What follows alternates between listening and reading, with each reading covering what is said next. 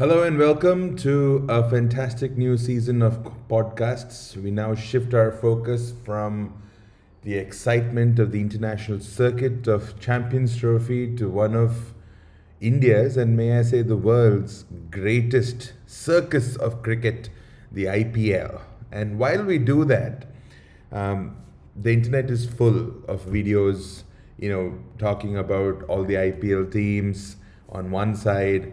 Then again, you have the regular podcasters who want to catch a little bit of the cricket wave, and they talk about the enormity of the IPL and how the BCCI became what it was. And so, as is natural, I also kind of heard everything. And before I got into IPL mode, and I have a few videos where I wanted to talk about each of the teams and everything. I just wanted to take a minute out and just talk about where we find ourselves in. So I'm sure most of you who follow Indian cricket, who know a little bit about history of Indian cricket, would have understood the journey that Indian cricket has come on, right? It basically, from when we got independence in 47, I think our first tour was in 52 to England, and as you can imagine, it wasn't a great affair in terms of economics for the touring party. They had very meager resources that they had to lean on, and it was times of great hardship. And there's a lot of stories around the internet. I think the fact that they were paid something like half a penny, like half a pound a week or something. They didn't have enough money for kits. They were hungry when they were playing. And at the same time, their counterparts, the English batsmen and bowlers, used to eat in fine restaurants, travel in luxury buses, so on and so forth. So anyway, and then from there, of course, that famous story of how they all had to go on a ship to West Indies, and it was empty cargo ship because it was the cheapest way to go to the West Indies. So anyway, so there's a lot of lessons, there's a lot of stories about how India was not just the underdogs but almost like the cheap low class of cricket at that time. I don't think in today's day and age that kind of situation exists with any team, to be honest. But anyway, so then of course then you have this incredible story of 1983 happening, and how, I mean, everyone who is probably from India has probably seen the movie 1983, and it's a team who pretty much had like an outside chance. So you wouldn't say that even in today's day and age, like you'd say that if an Afghanistan won the ICC tournament, you'd still say it's not as crazy of a chance as India winning it at that time. So India winning it at that time is the equivalent of, say, like USA winning, the T20 World Cup that happened 6 months back. So anyway, that of course starts off a revolution in India with Kapil Dev's led side, beating the all-conquering West Indies in those days. And of course, you had those famous stories of them going to Australia at that time after 83, winning again in 85, so on and so forth. And I think apparently, I didn't know this myself too, is that what was the change that happened from that time till roughly around, so the 1987 World Cup, I mean, I was born in 84, but I don't obviously remember anything about the 87 World Cup. But I think that is when the winds of change truly started, with some very astute administrators from India, Mr. Jagmohan Dalmia apparently being one of them, and the pains and the gamble he took to host the World Cup in India, to bring a worldwide ICC tournament, international tournament, to Indian shores, and the gamble that a prominent business family by the name of Reliance, you might have heard of them, took to further India's cause, of course for their own benefit, that's obvious, but basically to further India's cause.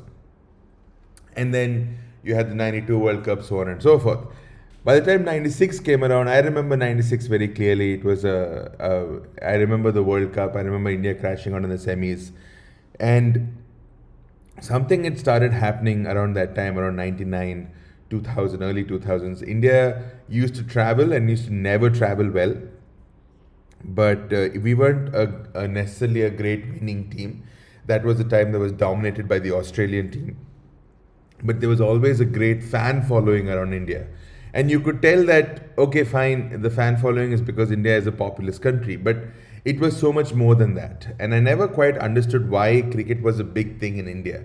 Until when, actually, today, when I heard of it in a very nice, well, it was a long podcast, but I liked this part of it a lot. It was a podcast by Think School.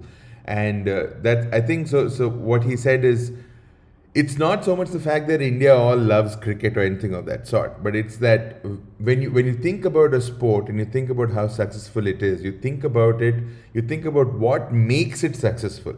So when you think about what makes cricket successful in a demographic like India, that is when you can understand that if you have a brand that wants to talk to an audience, and that audience is very diverse. You have a Marathi family, you have a Oriya family, you have a South Indian Tamil or a Telugu or a Kannadiga family or a Mallu family, and then you have a Punjabi family or whatever it is, and you have a Guju family, so on and so forth. So when you have such different kinds of people, how does a brand like say a Vim or a Boost, Bonvita or MRF tires, how do they connect to all of these people? By taking up one thing that's common to all of them. And what is the one thing that's common to all of us? It's not movies actually, because in those days, especially even now, but in those days, movies were definitely something that were very, very cultural. So while you had most of the north around Bollywood, definitely the south was a completely different, industry within itself. So it wasn't movies that was a common ground. So what else was the common ground? Cricket. Simple. That's why cricket became so beloved to our brands, and that's why cricket united all of us. Of course, it also helped that at that time, India had some fantastic players. You can say it started, if you take the era starting from around 87, 88, that's when early 90s, that's when you had Saurav, Rahul, Tendulkar was there, of course, from before. One of the greatest champs was Kambli, unfortunately, kind of withered away. Then we had Anil Kumble. I mean, this is a generation of greats. Generation of VVS Laxman from my hometown. Is a generation of greats, and you obviously loved cricket for that. Yes, we weren't performing all that well overseas until it all changed with Saurav Ganguly. And I think if Mr. Jagmohan Dalmia was to be credited with the revolution of Indian administration, Saurav Ganguly is to be credited with the revolution of Indian cricket. He instilled in people a sense of true dadagiri, saying, hey, who are you to tell me that stuff? So the tussles he had between, the mind games he played by making Steve Waugh waited the toss, it can be taking off his shirt in Lords to say Flintoff, if you can do it in Wankhede, why the hell can't I do it in Lords? And all those things. His tussles with Greg Chappell much later on. So basically, Indian cricket got a voice. And the moment BCCI came to a position where it was able to sell the rights, from a position where BCCI used to pay money to a broadcaster like Doordarshan, it became reverse, and not just reverse, it became reverse by countless amounts of times.